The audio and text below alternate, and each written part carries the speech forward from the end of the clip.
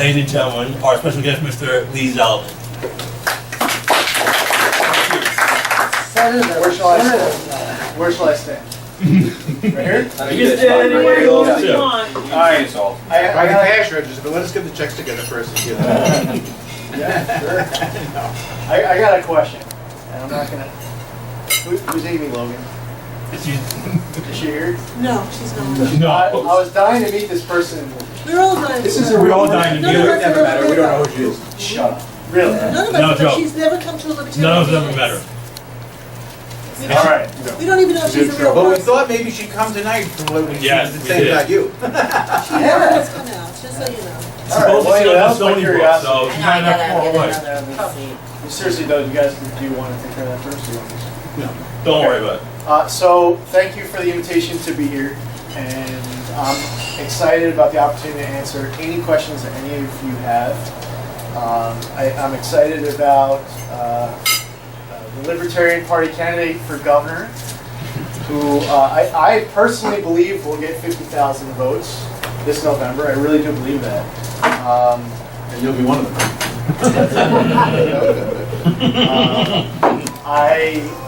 Knows the Texas two-step. I do think that the timing is right. I think the support is there. You guys came really close last time. 43, 47, 48,000 votes. So, yeah, this time. I hope you do really well in Suffolk, personally. You know, that probably helps the rest of us. If you do a good job, which you will, articulate and you're carrying the ideals of the party well. So, thank you for stepping up and doing it. Question started. Well, just real briefly. Let him take your time, introduce yourself. I grew up, born and raised on Long Island. Went to college and law school up in Albany. Active duty. First I was military intelligence in the JAG. Spent some time with the 2nd Airborne Division in Iraq, 06. Major in the Army Reserves. Been serving the state Senate since January 2011. Running for Congress in the 1st Congressional District. And I think that there's a lot of stuff that's wrong with our country, both domestically and abroad. And maybe I'll just, because I see questions pop up that quickly, maybe I'll just stop there, just do a little bit about myself biographically. But as far as issues go, I'll just let you guys start firing away. Let's keep this orderly, Carl. Okay, I ran with you in that campaign. I wanted to know what you were doing with radio. In other words, I think that we should take advantage of what knowledge you have about the use of radio advertising. Which campaign? With the In 2010? yeah. So there are many different ways to deliver our message, and I think that the Democrats have really dominated with regards to the use of social media, the use of obviously mainstream media, which they kind of own, TV, radio. There are a lot of creative, low-cost ways to get our message out. We like to do teletown halls, where we're calling up people. You can call up, you can call 400,000 people, let's say in the state of New York, and sponsor a teletown hall where everyone's live on you. They can ask live with you. They can ask you questions. It's obviously a lot less expensive than TV or mail is. So I'll encourage you to teletown halls. With regards to their online radio programs, you can start on your own.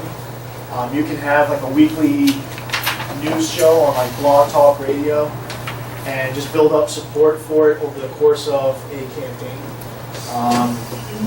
It's obviously Gigi's the expert on money bombs and the use of social media to raise money. To have action alerts. I think you need to acquire as many emails as you possibly can, because it's also low cost to get your message out.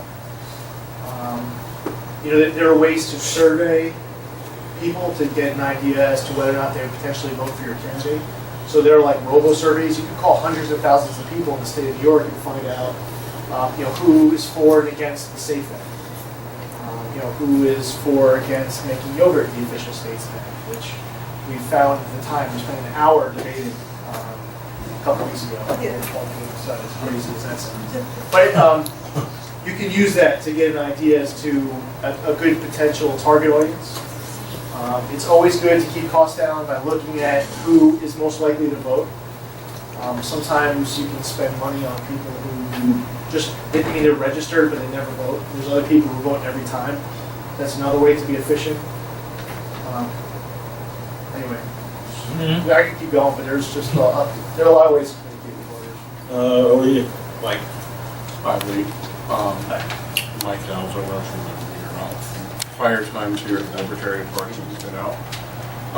One of the things that was discouraging, and I, in all seriousness, considered you a little better than some of the responses I saw on those back and forth emails where everybody kept trying to sidetrack everything to the New York Post and a bunch of blithering bullshit like that. Excuse my English, but that's basically what I thought of a lot of it. Could you go over briefly your thinking on the SAFE Act, because it was brought up about trying to fill it in the budget? And I don't know that that was answered good enough. I want to hear your thoughts. So, I actually, this is going to be upsetting to you. There has probably, since I've been in the Senate in January 2011, there probably have been about 5,000 votes. I would say that a lot of that's done in the last 24 hours of session. That's right. Messages of necessity to rush bad bills through. I have only been excused. I've only missed one vote. I was mobilized on active duty with the military. That bill, that SAFE Act, did not exist 2 hours before it was voted on. The vote was not scheduled. I was actually infuriated that I wasn't around for that vote. What I did during the vote, not like a day later or a week later, during the vote I put out a statement saying, if I was in my seat literally at this exact moment, I would be voting no. I've spoken out at rallies. I've put out statements. I spoke out on the floor in voting against the law enforcement exception to the SAFE Act. I explained that the reason is that we should not be having different classifications of law-abiding citizens. I have co-sponsored a bill to repeal the SAFE Act. And fast forward to this year's budget, because you referenced the post, so I know what you're talking about, is the governor in his executive budget proposed a line item appropriation for the SAFE Act. We removed that line item out of the final budget. The governor has indicated that he's going to pull money out of one of the pots that he controls to fund the SAFE Act. I don't approve of that. It's not acceptable. There are pots of money that throughout the year he controls. So if he wanted to pull money out of the Department of Health budget and decide that he wants to pay for, every abortion, for every 14-year-old to 17-year-old in the state of New York, he could just pull the money out and pay for it. Now, it would be outrageous. We would oppose it. We would say it's unacceptable. But there's no line item appropriation to pay for, abortions for 14-year-old kids. So, he's indicated that he's going to be using money out of the technology portion of the budget. You can defund the technology portion of the budget, and he can still pull money out of another pot of money that he controls. That's exactly what happened. There are some people who, for political reasons, or to sell newspapers, are putting a little added spin on it as if there was an appropriation for the SAFE Act, when the fact is there was an appropriation for the SAFE Act and we actually got it removed. But you guys got it forced, you may follow it. Correct. That's what I think needs to be brought out to show that you were trying to do something. And it wasn't clear from this silly debate that started. It has been very confusing in the paper, in the Post article, and what people are saying that you funded the SAFE Act. Yes, You so- voted to fund it. Yeah, so the New York Post is, fortunately for us, right of center. Okay, so it's not quite the same read as some other papers that you can pick up in the first place. I would offer that, for all the New York Post editors watching at home, when we go live, I would offer that every once in a while I have seen some stories go out that may not be 100% dead on accurate in explaining what happened. I've seen that with the Post. There have been times where folks have been sourced as, a Republican senator, where I was convinced that it was actually the governor's chief of staff. I'm just, with regards to the Post story, all I can say is, what the facts are. You can read the entire budget, every page, every line. You will not find any appropriation for the SAFE Act. You will find that the governor is going to, well, he likely will, pull money out of one of the pots that he controls to fund the SAFE Act. But it should also be known as, and one of the things I have tremendous amount of respect for Libertarian Party members is that you guys do your homework. You don't just take everything that's said without ever questioning it. I would just offer that as a result of doing all your homework, you'll find that that's what's going on here, is that the governor is going to be potentially pulling money out of, say, the technology budget to fund the SAFE Act. The technology budget being already in the bill that was funded? Right. So it's the technology budget that's part of an executive state agency. So he's using a pot of money that he has control over. But again, I would just offer that you can defund the technology budget, and he can pull money out of another appropriation. He can pull money out of some settlement that the Attorney General gets during the year that comes into the state. Attorney General gets first dibs on it. Well, we have opposed the Attorney General's position on that with regards to the bank settlement, the mortgage foreclosure issue. The Attorney General would like to have first dibs on the money. It's our position that that money should go into the general fund and should be subject. Yeah, I think the statute says what's left goes to the general fund after he's funded his office. Yeah, that's a lot of, the thing is that the Attorney General brings in incredible amounts. Any Attorney General, all Attorney Generals have been bringing in an incredible amount of money through some of these settlements. So to give the Attorney General the ability to pay for all of his pet projects all over the state of New York, I would offer, as he is a former state senator, probably licking his lips at the opportunity of being able to spend all that money. It's not necessarily the most responsible use of those dollars, is just to allow the Attorney General to disperse it as he wishes. Well, once he's taken care of his office, it's supposed to go into the general fund. Yeah. Mike, you have a follow? Okay. So I would love to see an outright repeal of the SAFE Act in its entirety. And I think it sounds like you and I agree on that. Did you see trying to go after this budget as a futile process of jumping? It sounds like you'll be jumping from hopscotch around if he feels that nearly about it. The governor? I would say a couple things. One is, if you bring the repeal bill to the floor right now, it goes down. In the Senate and the Assembly, the votes are not there to pass it. You have lawsuits. The Western District of New York overturned the 7-round magazine limit. I believe that as that suit goes up to the Court of Appeals in the U.S. Supreme Court, it is my opinion that the Supreme Court is going to overturn much more of the SAFE Act, including the assault weapons ban, for the same precedent as D.C. versus Heller, where they overturned the D.C. handgun ban, saying it banned entire classification of firearms commonly used by law-abiding citizens. That's exactly what the assault weapons ban does.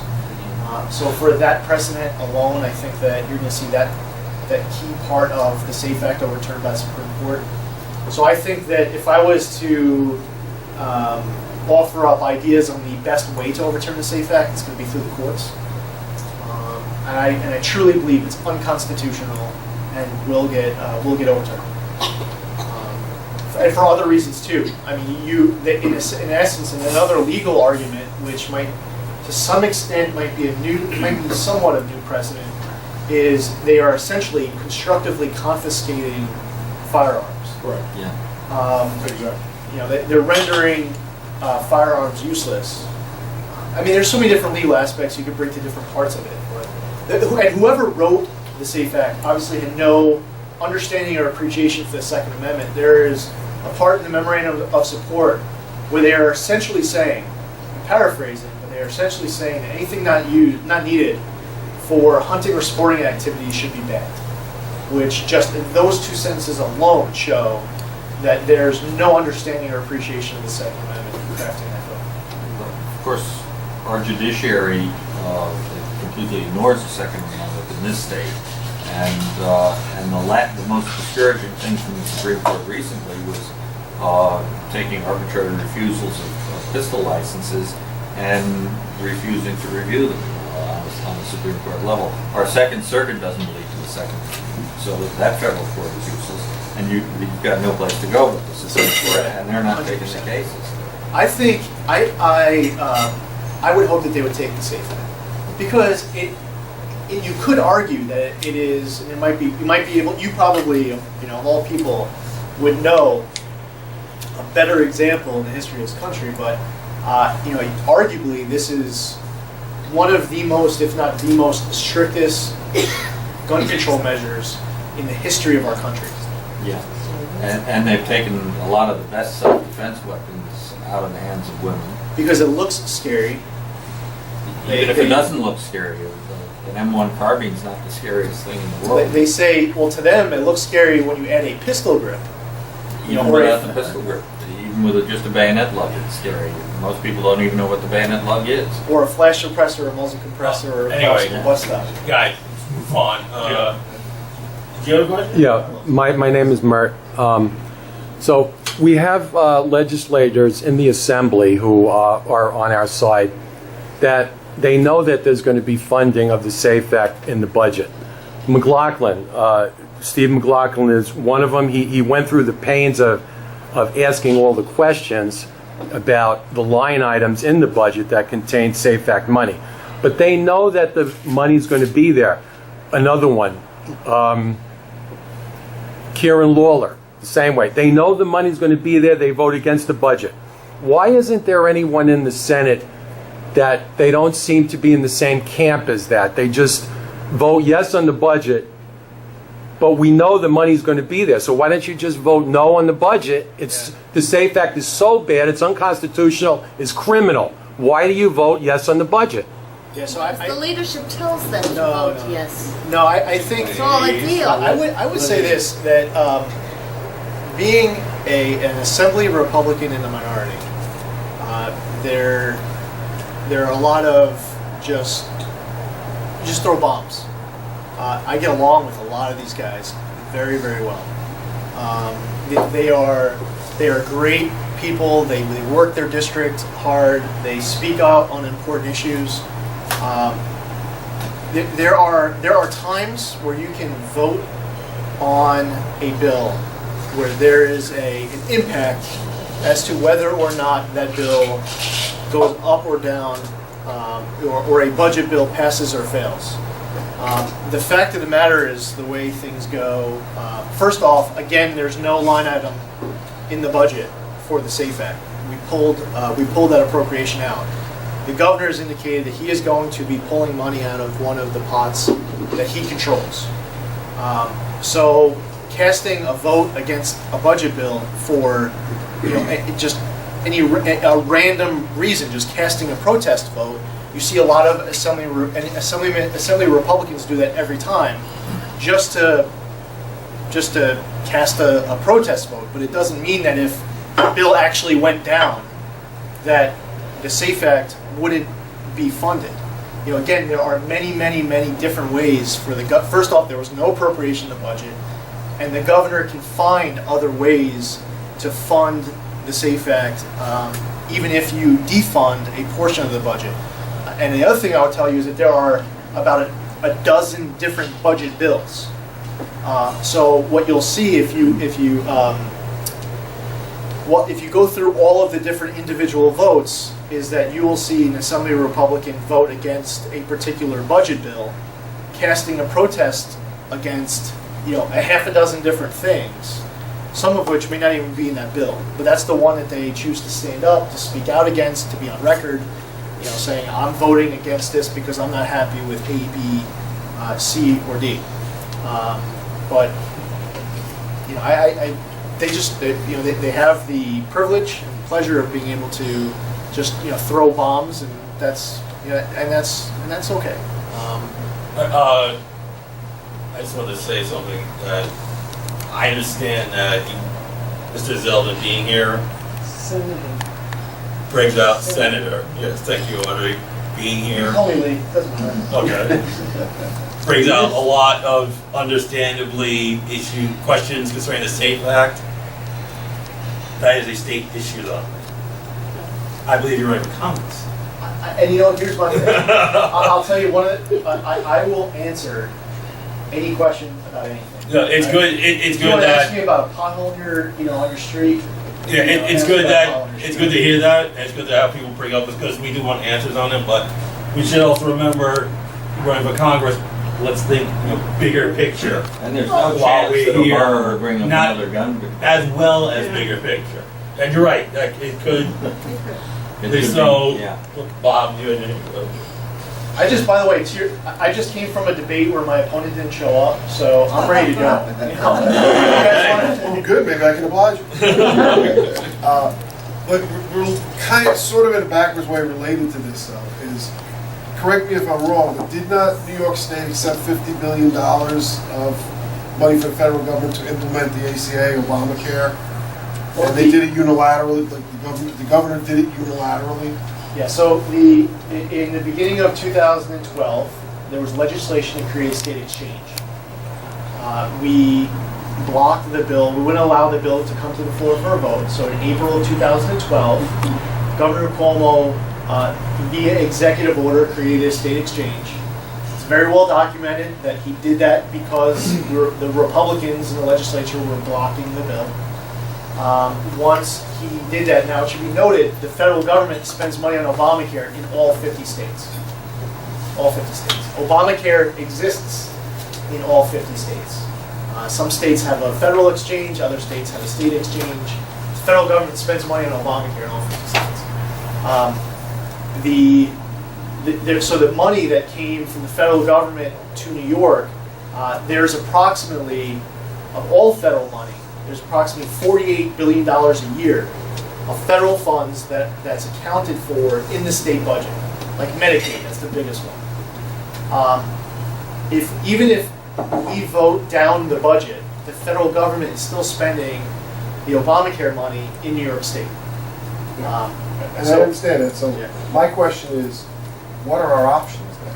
As far as Obamacare goes, Well, as far as, you see the pattern here, okay, is that the state legislature is supposed to have control over what New York State spends or does not spend on pretty much anything, okay? But we don't, okay? Right now, we're in a position of, if the governor wants it, he just takes the money and that's the end of that. And what power does the legislature have? well, the legislature has the power to make yogurt the state snack of New York. Right. We have the power to enact an unconstitutional gun control measure. We have the power, that same day of making yogurt the state snack, we have the power of requiring that every textbook that refers to a certain sea in Asia gets changed to a more politically correct terminology of that sea. And now, after we do that, the Koreans are happy. The Japanese newspapers are calling me up because I'm the only one that voted no. They were calling me up, wanting quotes like I was going to be the new hero to Japan. And they were very disappointed to find out the reason why I voted no is I just don't think that we should be making every textbook in the state of New York that refers to this one sea, make every textbook get reprinted.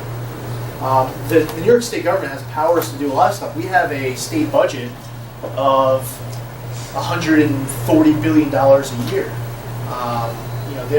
We spend billions and billions and billions of dollars in all different kinds of ways that the Billions of legislature, my dollars. billions of our dollars, all taxpayers, and a lot of money gets wasted. The biggest way that our money is wasted is Medicaid. We have, the Attorney General, OMIG will put out some press release about how some dentist charged for 11 cavities instead of one. Everyone's outraged about that dentist that just stole $50,000 from Medicaid, and nobody wants to touch, the individuals who are making tens of millions of dollars a year out of Medicaid by abusing not-for-profit rules, by essentially creating, for-profits and getting VIGs for delivering hospitals to. It's crazy, but you have these individuals who are putting out the press release going after the dentist that don't want to go after the big ones because they have. Some are some of the players who are most offensive with regards to Medicaid are actually not-for-profits. You have some not-for-profits who, they year to year carried $800 million of assets.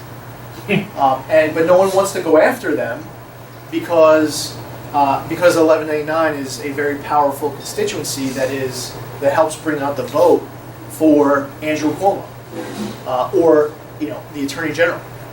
I've heard on this on the Medicare and the Medicaid that if you get into one of these HMOs that are supposed to provide you with reduced rate service for your medical conditions, you'll find that there are no doctors who've signed up for this. They give you a long list of doctors, and after you've spent 3 days calling them all, you find that none of them take their plan.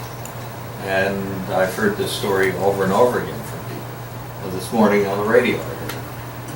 So apparently these guys are just committing a massive amount of fraud on their customers. Oh, it's absurd. It's absolutely ridiculous. And people won't go after the folks at the top. The Democrats elected statewide will not go after the people anyone abusing it the most because they rely on them for all things campaign related. Audrey, you have a question? Yeah, I have a question. I don't know how she could possibly fall asleep on this. It's only 9. She was working on the common vortex all day. That's my question. I understand that you have taken some action to either delay or stop implementation of the Common Core. Yes. Give us some. So I don't like Common Core. I believe in higher standards. I don't think Common Core is the answer.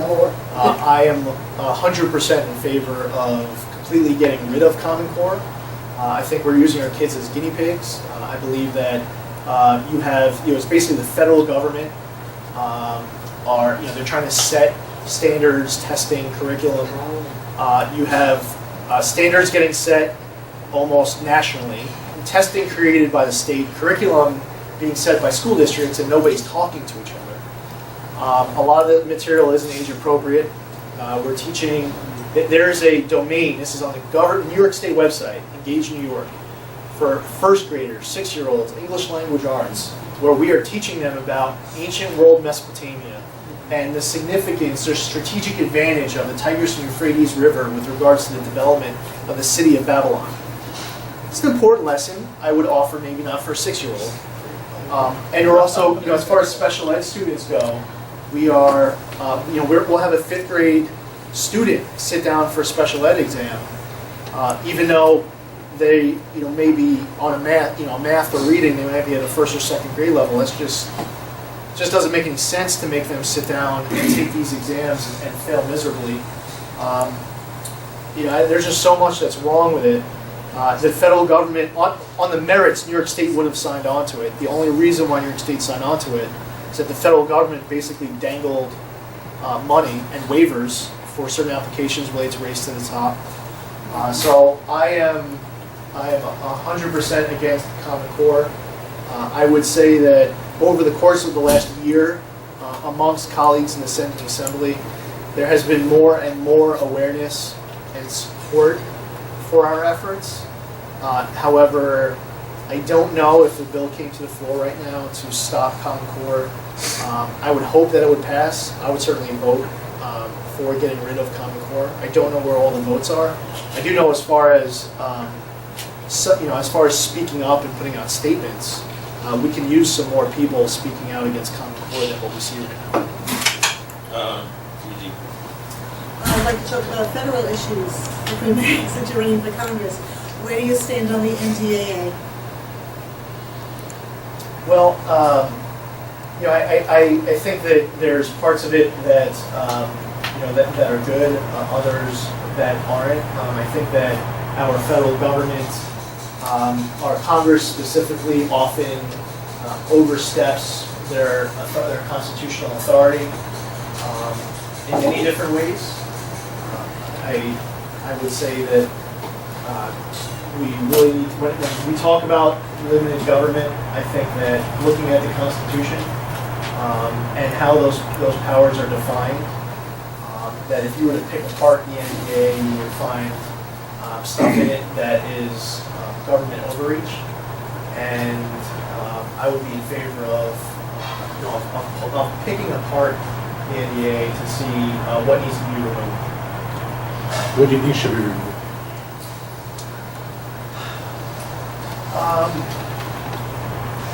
I would like to, kind of take some time and work through the entire law to How figure about out. the arrest of citizens without due process, without due cause, if they just disappear?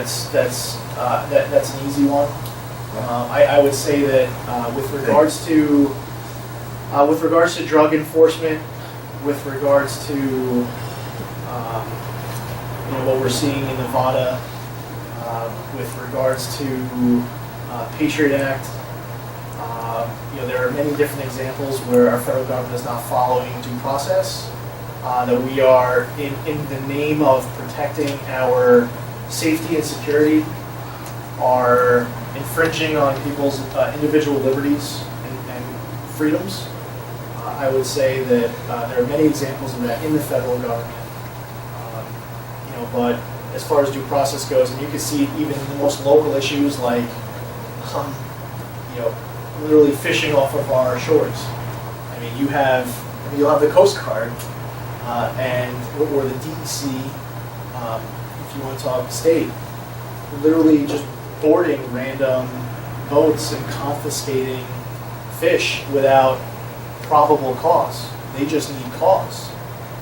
So I think that many different aspects of our laws at different levels of government need to be tightened up to increase the standards, to make sure that we don't have bureaucrats who are trying to test the limits of their power at their individual cubicle to its limits because it makes them feel good, and violating people's rights in the process. But I would say that all throughout our government, at different levels of our government, we have people who will use the laws on the books to infringe on people's rights. But I think there are probably too many examples where that's infringed upon. Chris?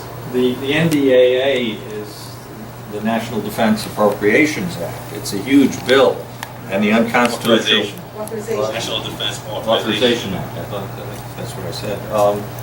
But it's a huge bill, and only part of it says that you can kill Americans with drones at home and abroad. There's an organization called DownsizeDC.org. Have you ever heard of them? Sure, I have. Yeah, they have a number of bills that might deal with issues like this. One is the One Issue at a Time Act, which says that you don't put 50 million different issues in a single bill, a 3,000-page bill. They do it to 5 votes. And then presented at 11 o'clock at night to be voted on at midnight. As the SAFE Act. As the SAFE Act was done. That's how they get all, the Read the Bills Act, which would say that you, not just 3 days. Congress would have taken the SAFE Act and added a bridge to it. Yeah, and the Write the Laws Act, which says if you want a law, pass the law. Don't say the commissioners shall promulgate regulations in the spirit of this law and then create 50,000 pages of regulations out of that. And so those are 3 very important issues that Downsize DC has. And I just spent an hour talking on the radio about it this morning. What are your positions on those 3 bills? Read the bills, One Issue at a Time, and Write the Laws.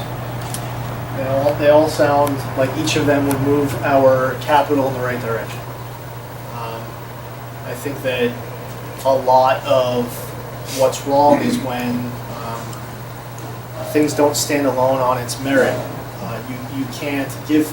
You you can't allow an idea to stand alone, and you also can't give it time to vet publicly, because if you do, it won't pass. Yeah. Support won't be there. So, I mean, I see it in Albany with messages of necessity, and I actually think that all the criticism of Albany, I would say that Washington is actually worse. Although, when we criticize Washington because they only passed 22 bills last year, that would be, it would be nice if we up in Albany weren't passing 5,000 bills in my 3.5 years up there. I think the numbers I saw this morning were 71 bills in Washington in 2013, which generated about one regulation every 2.5 hours from those bills. Yeah, that makes sense. Kurt? Hi Lee, my name's Kurt Russell. I'm new to the area. I'm just moved to Patchogue after a long time away. I believe that I fall in your district, right? You do. That's first Yes. district, right? And my Senate district as well. Okay. All right then. So I'm looking at the website here. You've got roughly 14 different issues listed here. Okay. And for libertarians, which would be the 3 that are the most important that you see would be important to the Libertarian Party? Okay, well, first off, without knowing just offhand, because I know that the issues section of our website has basically been there for about 9 months now, because we got in the race. That was basically created in September. I would say that one very important issue is with regards to our national debt. I think that which I know for a fact that's it. I know that we just basically need to say, we need to set whatever the cap is, we pick a date as to when we're going to hit it. And we make tough decisions right now so that when that date comes, we are not increasing the cap further.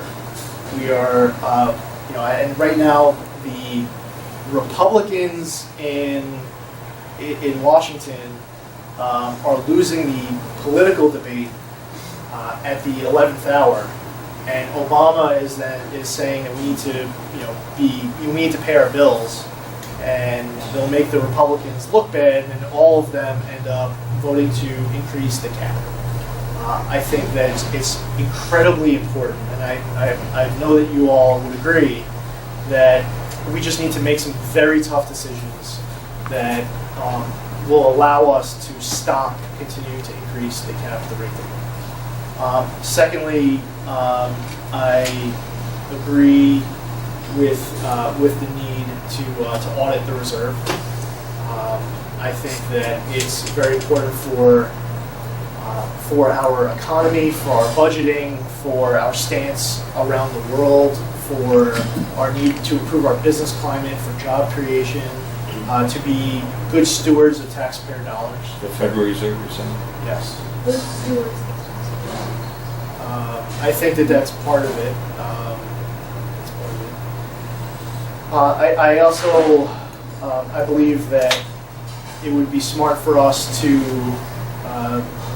picking a third thing that comes to mind would be, falling back on some kind of a more consistent gold standard in our country. I think that state governments can be benefited, and some states are.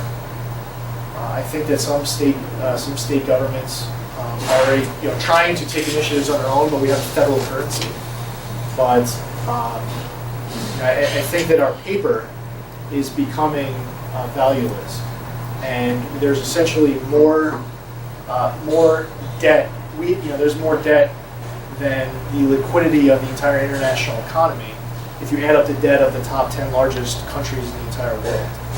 So as we just continue to print more paper to solve all of our problems, it's going to catch up to us, more likely to catch up to us quicker, and we are very fortunate, and it's one of the things that they play the games with interest rates, and inflation hasn't kicked in to the extent that it could potentially do at any time. It could happen tomorrow. We are very fortunate that our problem isn't 100 times worse than it is right now. And it's basically happening because you have bureaucrats kind of playing games with interest rates and kind of betting for or against the market. And I think all three of them, in a way, I guess, are interconnected. I've got a short follow-up question to that. Sorry. So why do you think the Libertarian Party can help you push those things forward? I mean, the thing is, I believe that if you decide to tag our name onto your, and endorse you, for me, that is a gold standard. That coin has value. Right. So tonight we're going to have some sort of talk about that. Yeah. And I want to know why you think that Libertarian Party is important to you for your. I would say this, that, so I ran for Congress in 2008. I ran for state Senate, won in 2010, and I ran again in 2012. I've been through 3 campaigns. I've been in office now. I'm in my 2nd term. And it is, a lot of people when they're in politics believe that the best way to survive is by being someone else. They envision a person that they need to be in order to survive in politics. And I very genuinely believe that the best way to survive in politics is by being yourself. I think that the best way to lead is having a strong enough sense of right from wrong, that when you have to make a decision, someone gives you a fact pattern, and you just do what your gut tells you is right, and it's the right thing. That doesn't mean that we're always all agreeing to the same, philosophical beliefs 100% of the time. Sometimes we'll just completely disagree. But I think it would be much better for our country if we had more people in office who were making decisions just based off of what their gut tells them is right, and they were conducting themselves in a way that is they are themselves. I think that voters are best served when you have a candidate, or even candidates, when multiple people step up who are doing the right thing, who are willing to. I will go on any radio interview, any TV interview. I will show up anywhere and answer any question. Not always to the liking of the person, but I'll answer any question at all. And I think as far as where there is common ground, you would know exactly what you get, because you can ask me right now and I'll just tell you. And you might ask me something, I might totally give you the wrong answer, and maybe on that issue we won't be able to work together. But I think there's a lot that we can. And I also think that you have 435 members of the House of Representatives, 535 members of Congress, and not everyone there is Ron Paul. And he is someone who created a firestorm movement all throughout the country. And I would suggest that even if we were to look at just ask me every question under the sun, and we don't agree 100% of the time, that we will find a lot that we will agree on, and on that stuff we can work together. Bob?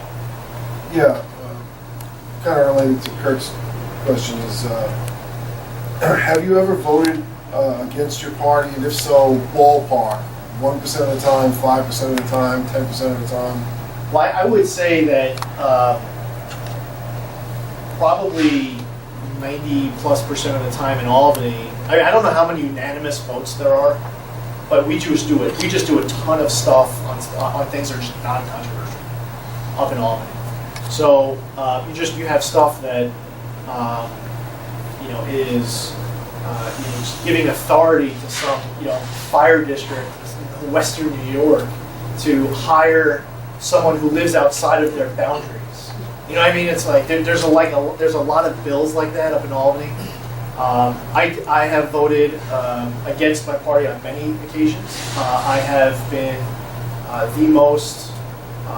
I vote against all the red light cameras and speed light cameras. I would say that those votes, without remembering all of them, they are nearly unanimous in support. I was actually in a Newsday story just from a couple weeks ago about the most recent speed camera bill. I was quoted. School zones. Yeah, right. So in the most recent Newsday story about the speed cameras for school zones, I was quoted basically calling out my colleagues because they all voted for it, saying that, they say it's for public safety, and it's really just for revenue. That doesn't make them happy when they read those quotes in the paper, but there are times, I hate red light cameras, I hate speed cameras, and I think that whatever you give the local governments, they're just going to ask for more because they want the money. And eventually you're going to get to the point where you're going to be doing criminal investigations. You can do it now, but you can essentially track where, I'm going to leave here tonight and I'm driving straight up to Albany. So hopefully the weather isn't that bad and I don't get there before, it's not after 2 o'clock in the morning. But I love being with all you, answering these questions. I know that if I was on the phone the entire trip, that based off of where my cell phones are, you can track me straight up to Albany. And you can turn out your location, you can turn off your locator on your phone, and you can still track me all the way up to Albany. And I think that with all these cameras and whatnot, that's just another example. Those are 3 votes. I was the only Republican to vote against making yogurt the state snack. And they asked me, well, what's your problem with yogurt? I said, I love yogurt. I just know that my constituents sent me up here to restore their freedoms and liberties and cut their taxes. They did not send me up here to make yogurt their state snack. There have been a lot of votes where I voted, against my party. But I would just offer that in doing all the research, you'll find a ton of bills that are just, you're renaming a stretch of highway after, specialist so-and-so. I mean, no one's going to vote against that stuff. Oh, thank you. There's nothing in the Constitution that gives the delegated power or authority for education in the U.S. Constitution. Can you do anything in the federal level, you in Washington, to help eliminate the Department of Education? I know, I believe it used to be part of the platform of the Republican Party, and then somehow they got rid of it. The support's there. I support that. I've spoken out against that. I also feel like we should abolish the IRS. But there's, as far as the Department of Education goes, I believe in local control, setting standards at a local level. The federal government they've gotten their hands so deep into education policy that you can elect a president and he has the vehicle to control what's getting taught in a classroom. And I think that's against our founders' intent, and I believe it's against the best interests of our kids. But I'm 100% in favor of eliminating the Department of Education.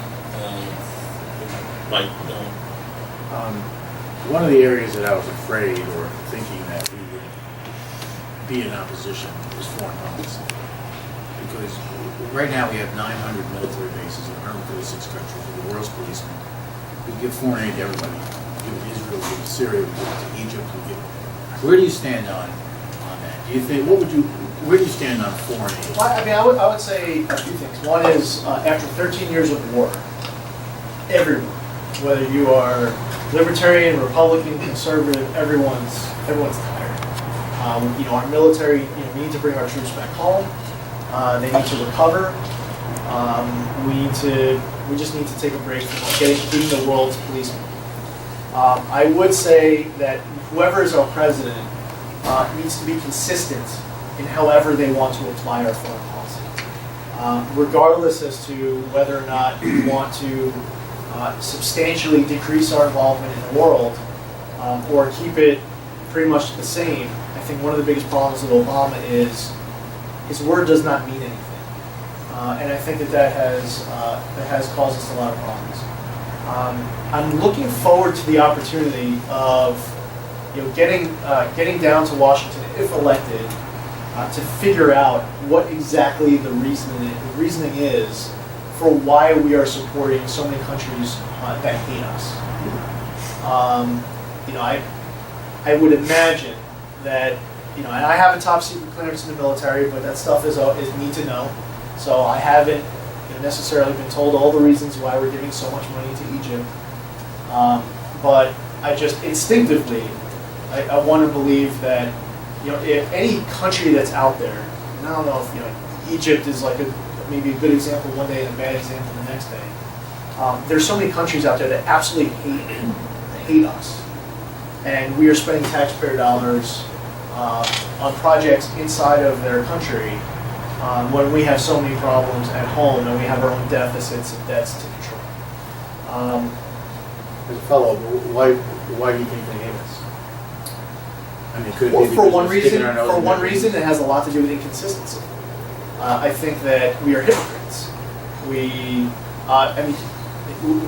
have Michelle Obama will have her hashtag to bring back her kids on one day, and there might be something terrible happening somewhere else the day before or the day after. It's like the thing to do is to bring back our girls, and I get you could give examples from all over the world of just absolutely terrible things that are happening. That if you are a decent human being, you pray, and if you're religious, you pray that that those kinds of bad things can stop.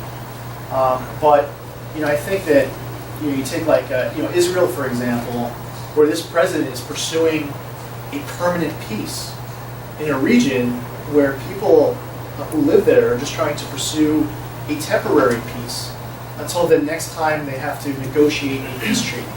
So by this president giving him the benefit of the doubt, he's trying to do the right thing. In many ways, just his rhetoric alone makes problems worse. I think that with regards to with regards to the Ukraine, for example, I honestly don't know where you guys stand on this, but like people ask me, what's the best thing that we can do as far as Vladimir Putin goes? I said, just economically, tap into our own resources. Gosh, I don't know quite how many super environmentalists are in here that might disagree with me. We're all environmentalists. We live on Long Island. We're all pro-environment. But tapping into the Keystone Pipeline, tapping into hydraulic fracking, which I believe can be done safely, and I think that we have our own resources that, as far as foreign policy goes, in many ways, being more energy independent allows us to rely less on oil and care. We can be involved less in regions of this country where people are fighting civil wars, they're fighting tribal wars, and we just don't need to get involved in everyone's problem. But we're in a way sometimes we're sometimes forced to, because economically we see a threat because we rely on so much of the world in order to exist. So I think I really genuinely believe this, that a huge answer to a lot of our foreign policy problems are right here at home, that we just rely on too much of the world to get by. Yeah, you are on two very important committees in Albany. You're on the Judiciary Committee, and you're on the Committee on Investigations and Governmental Operations. You talked about financial issues as being paramount for the Libertarian Party. Well, it is for me where there's a ton of Right. You talked about being mindful of a guardian of the taxpayer monies, okay? You started out by talking about the budget and how essentially it's a slush fund. So it's not itemized, it's okay, the governor There's a lot of stuff that is itemized. reaches and takes it from someplace else. Right. Okay, I'd like to ask you about the judiciary and legislative budget, which is on a single budget bill. Right. Now, that budget bill passed through the Senate in 30 seconds without any debate. I assume you voted yes on the judiciary and legislative budget. Can you tell me, us, and if you don't have the answer, we could get it for us, what is the cumulative total of the judiciary and legislative budget bill? How much taxpayer money did you vote to spend?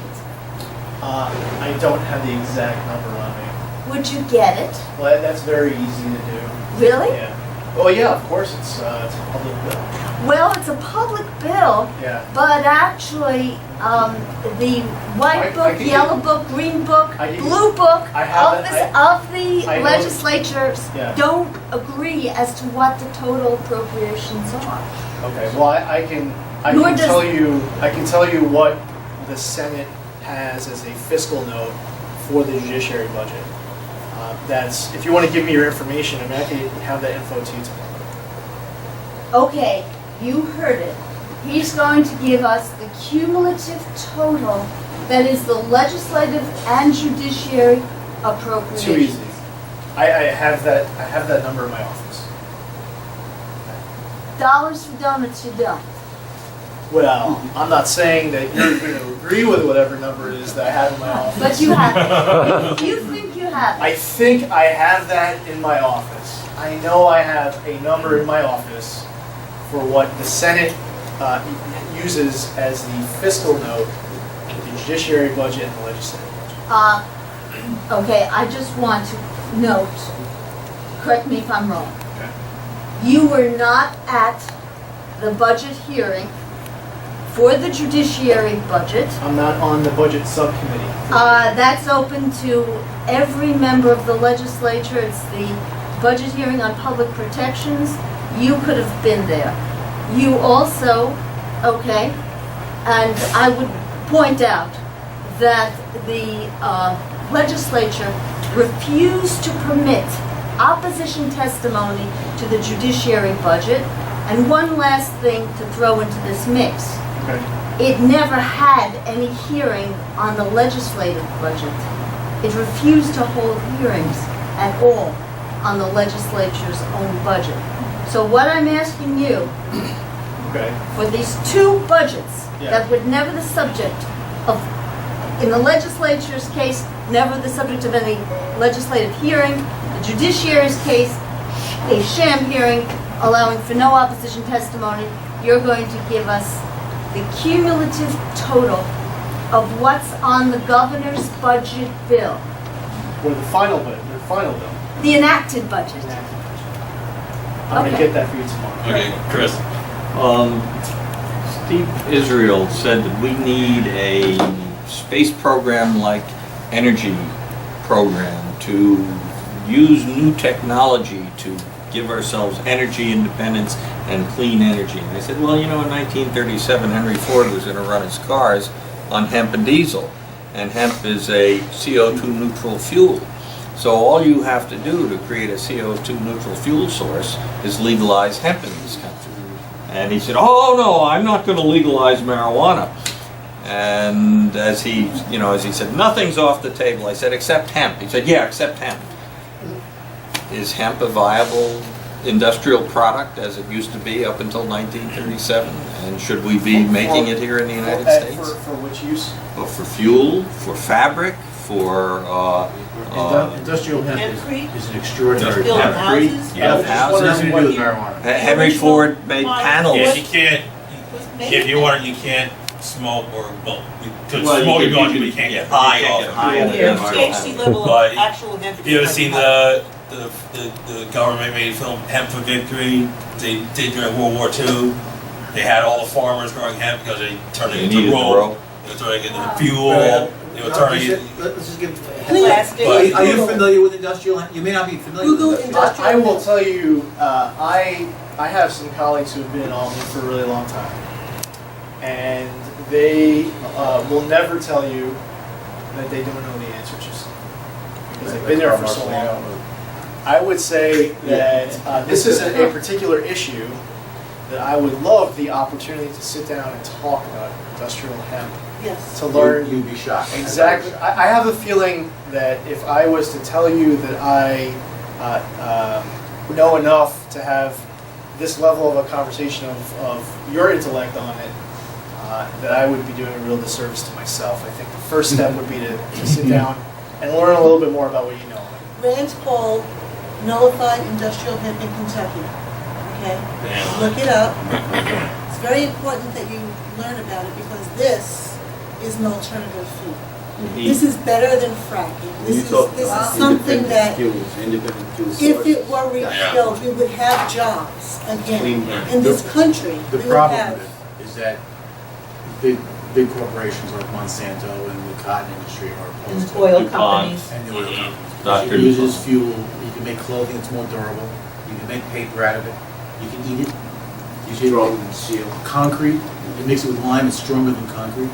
I mean, there's so many Makes a benefits wonderful to it, fiberglass. that there are a lot of companies right now that are opposed to it because it would take the profits out of their company. That's really the only issue. Mitch McConnell actually said, not one of my favorite guys, he actually said he was in favor of legalizing it. So Yeah, it's something that you should really look into. I'd be happy. Yeah. It's more than phenomenal. you It'll solve actually the make plastic out of it, that would be literally biodegradable. And have no poisons in it Yeah. like the plastic. Yeah, it doesn't require today. pesticides because it's a weed, it grows anywhere, Mhm. very prolifically grown. It's quite an extraordinary product and it's not marijuana. And when you find out about it, please educate everybody else about it, because a lot of people think it's marijuana, and when we talk about it, they look at us like we Yeah. have two heads. I'll send you information on it so you it's, can, Yeah, It's very please. important. Yeah, You- the you really would be Constitution and the Declaration are written on hemp paper. And anyone who says here that they Yeah, the use Declaration of hemp Independence fields is, to written on it. hide marijuana plants, the hemp actually suffocates marijuana, so you can't grow them together. So Okay. anyone who says, oh, they use those to hide marijuana plants, it's not true. Marijuana won't grow alongside it. The marijuana was banned because of It industrial. blocks the sunlight from it, Because so it suffers because and dies. DuPont had just invented a new paper pulping process that was very polluting and used many petrochemicals. And you didn't need paper pulping because with hemp, because there's no wood lignin in it to break down. So you wind up with a durable non-acid paper that's low cost and it grows like a weed. And the DuPonts saw this as cutting into their profits. Yeah, it's definitely something. Legal anywhere? In most other countries, you Everywhere. can grow the Is it fiber. legal Not only- anywhere in our country? In our country, no. Wait, there is a pilot program. It's okay in To- Washington. There's Kentucky was, yeah. the pilot programs have been authorized in conjunction with universities to study the feasibility of hemp. This is nonsense. Hemp has been grown for 3,000 years as an industrial product. You've heard And of there's no, Hempstead. Hempstead. Hempstead, the stand of hemp. That's Yeah. that's what it means. Not only Hemp was that. grown in Hempstead. Not only that, but as far as saving money, saving trees, things like that, you can get 4 hemp crops a year. Yeah, It's extraordinary, you have to learn more about it. I do. definitely, And yeah. it's illegal. It's like You can negative buy- carbon footprint. You can buy Yeah. it, you can buy it, and you can buy the seeds. Is in this Canada. something for the federal government? But it's or- Yeah, it's a federal law. Like the states It's a could, federal law. You'll get a lot of it's a flack from the DEA thing, yeah. They're Oh, yeah, like, the They're DEA. huge on it because they claim. But you can abolish them. They can't tell the difference. You can abolish the DEA and we'll be very happy. Yes.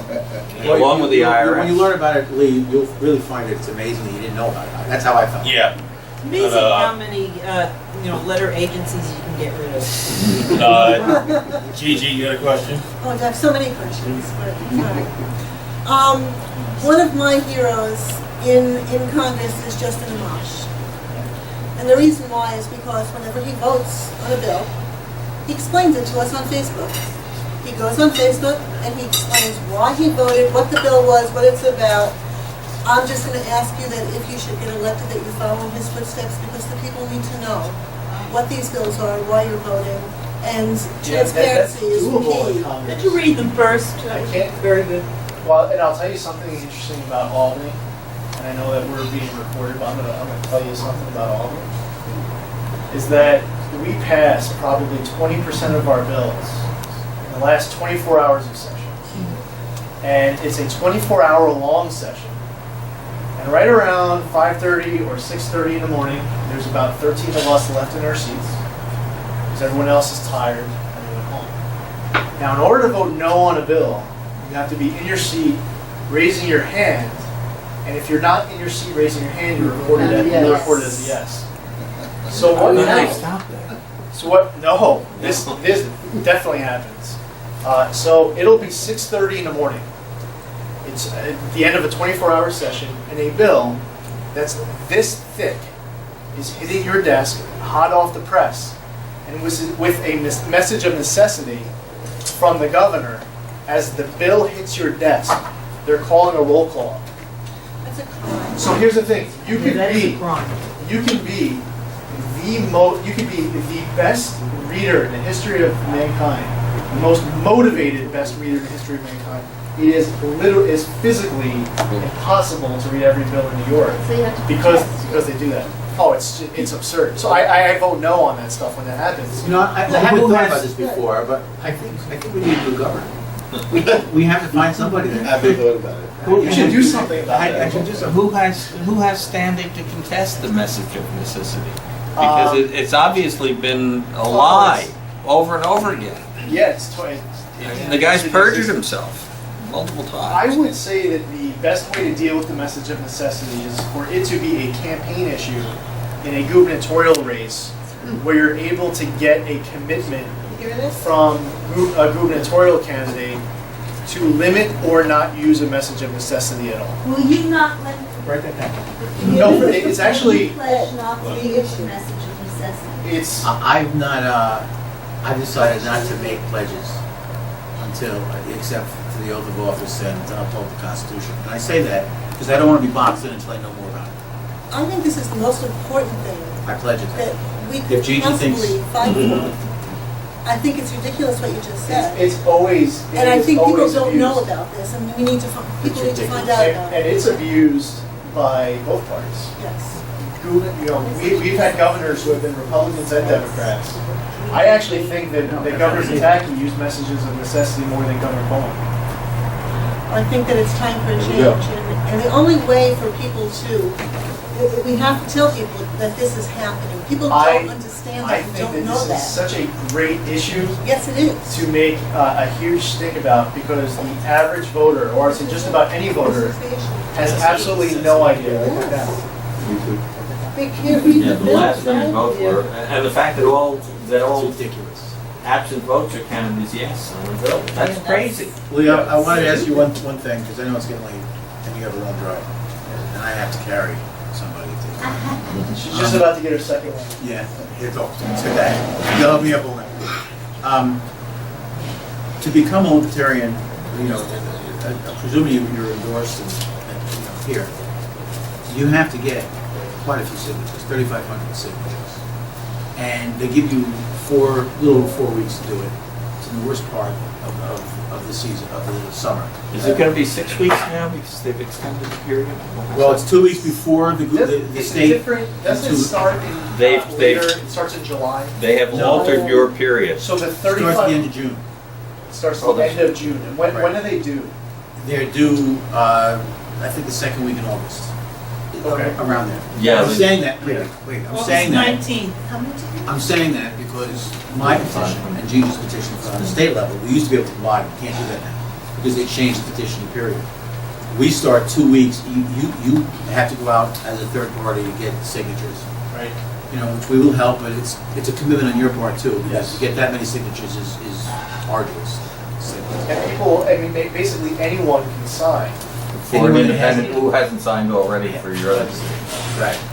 And then 2 weeks after your petitioning starts, then our petitioning starts for the state level. Okay. So we have 2 weeks before our Pledge at petition. the same time? You can, but not on the same petition. And it used to be you could collect on the same Chris, petition. my point that I want to get to is, we would like to know if you would be willing and to work with us. We'll be willing to work with you to get signatures as a libertarian candidate in that period. Yeah, that'd be great. But then, we're gonna have our petition with our candidates on it, Right. that we would expect that you would help us at the same time get signatures for those candidates. Yeah, I'd like to do, if that was to happen, obviously you guys. It's just me, talk. actually. I know this is just a hypothetical and stuff. I would ask, we like to do things as efficiently as possible. So, strategically, there are ways to micro-target good potential people to talk to. So I would be very interested in knowing if you, through your connections within the Libertarian Party even nationally, I would say that you take someone like a Ron Paul, his network, his data, it's his data, But he could probably help micro-target those people through his operation and tell you who are the most likely people to sign. I would say that's the best way to accomplish your task, even if it was just you.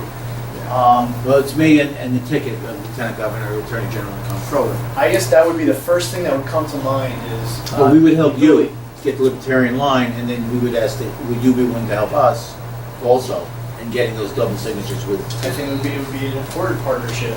I think that it would be much more difficult for us to get those signatures if we weren't working together.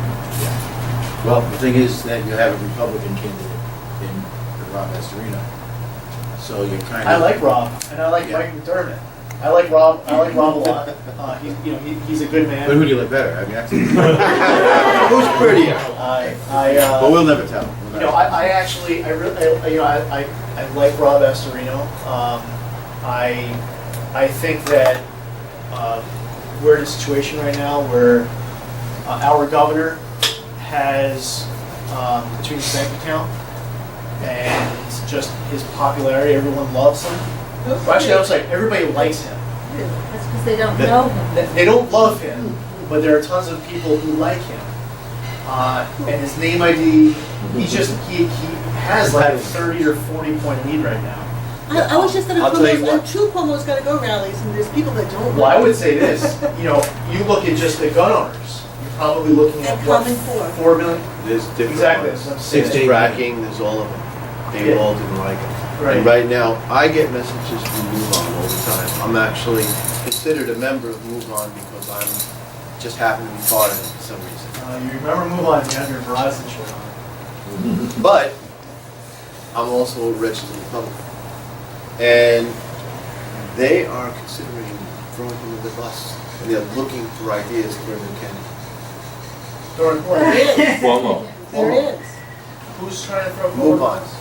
Move On is, yes. Move that's On true. is actually Really? petitioning for new Soros ideas, doesn't like for Cuomo? new person. They are Informally. they're looking at the possibility of either supporting Howie Hawkins, who's the Green Party candidate, or finding a separate candidate.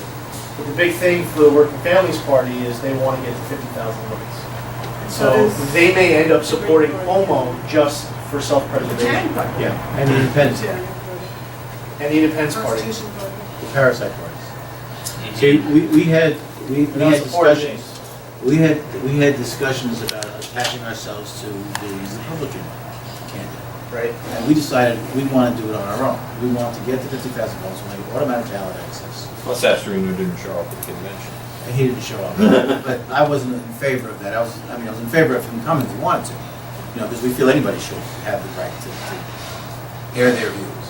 But I really wanted us to do this and to get enough votes on our own, so we're not beholden to it. Because we want to be influential in both. I would love it if you guys. We want to be influential in getting good candidates on the ballot in the future. I think it'd be great.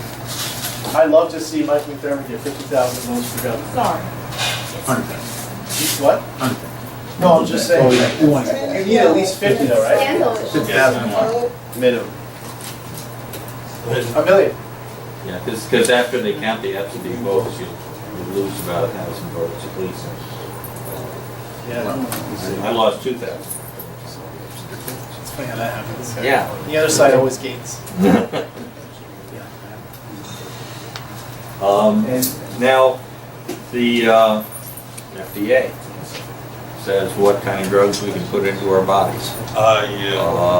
One of the downsized DC programs is make the FDA advisory and let people take any drugs they want. What do you think about that? I think that that's one issue where we may deviate a little bit. We have a huge problem locally where I have daughters who are 7 years old. I'm frightened. No, they're not. I'm frightened with the heroin epidemic that's going on right now on Long Island. I think that the manner in which we fight the drug war, going back to, I guess, the point from earlier about infringing on individual freedoms. I mean, there's one of the best examples is the manner in which the federal government fights the drug war. Well, they drove poppies in Afghanistan. Shipping in CIA planes over here. I would say that I do feel a burden as a father and as someone who is involved in our community to try to be helpful however I can in controlling problems that are very real and exist in our schools. But when laudanum was available in drugstores, very few people died of it. Yeah.